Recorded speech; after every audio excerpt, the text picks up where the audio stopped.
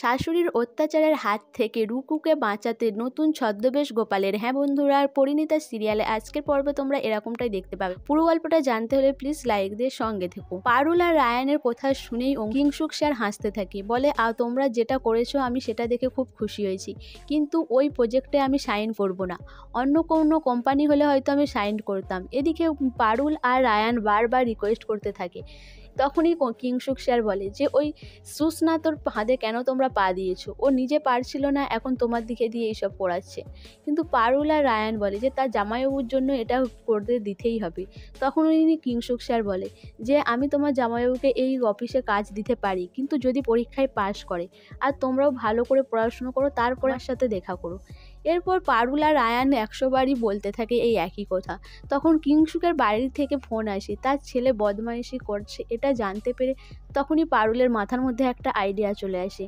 সে তখনই রায়ানকে বলে যে সব মানুষের একটা দুর্বলতা থাকে, আর এই স্যারের হচ্ছে পরিবার দুর্বলতা, আমার দিকে এটারই সুযোগ নিতে হবে। এদিকে গোয়ালে বসে রুকু কান্নাকাটি করতে থাকে। সে তার দাদুকে দোষ দিতে থাকে যে দাদু তুমি তো বলেই খালাস, আমি এখন কি করব? এরা বলেছে গোয়াল পরিষ্কার না করলে আমাকে খেতে দেবে না, আমার তো খিদেতে পেটের মধ্যে ব্যথা করছে। সেই সময়ে একজন ঘোমটা দিয়ে এসে হাজির হয়, একদম রুকুর মতো শাড়ি পরে। রুকু তো দেখেই অবাক হয়ে যায়, তাকে বারবার জিজ্ঞাসা করতে থাকে যে সে কে, আর এখানে কেনই তাকে সাহায্য করতে এসেছে। তখন রুকুকে হাত ধরে বশ করিয়ে দেয়, মুখে চুপ করে থাকতে বলে। এরপর গোটা গোয়ালটা পরিষ্কার করে। এদিকে ভাদু আড়াল থেকে দেখতে থাকে। ভাদু এসে গোপালকেই জিজ্ঞাসা করে যে বৌদি তোমার গোয়াল পরিষ্কার হয়েছে? গোপাল মুখে কথা না বলে মাথা নেড়ে হ্যাঁ জানিয়ে দেয়। এরপরেই ওখান থেকে ভাদু চলে যায় তার মা আর কাকিমাকে ডাকতে। এদিকে রুকু গোপালের হাতটা ধরে ফেলে, বলে যে কে আপনি, আপনাকে বলতেই হবে। এই বলে গোপালের হাত ধরে টেনে ঘোমটাটা খুলে দেয়। তখনই রুকু দেখে অবাক হয়ে যায়, বলে আপনি? তখন গোপাল বলে যে হ্যাঁ আমি। এদিকে মা আর কাকিমার ডাক শুনে গোপাল তখন ওখান থেকে সরে পড়ে, সেটা দেখেই রুকু চুপচাপ হয়ে যায়। এদিকে বাড়ির লোক এসে জিজ্ঞাসা করে যে এত সুন্দর করে গোয়াল পরিষ্কার সে কি করে করলো, সে তো কখনোই করেনি। কিন্তু রুকু মুখে কিছু বলে না। সেই সময় গোপাল এসে হাজির হয়।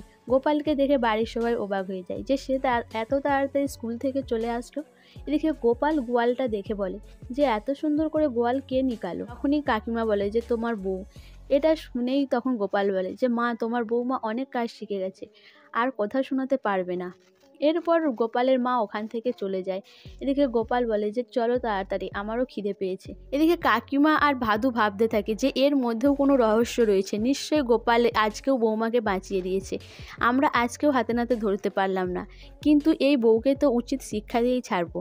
সো বন্ধুরা, গোপালের এই সাহায্যগুলো রুকু কি বুঝতে পারবে যে গোপাল তাকে এই সাহায্যগুলো ভালোবেসেই করছে? সব সময় বিপদে আপদে গোপালই রুকুকে বাঁচাবে।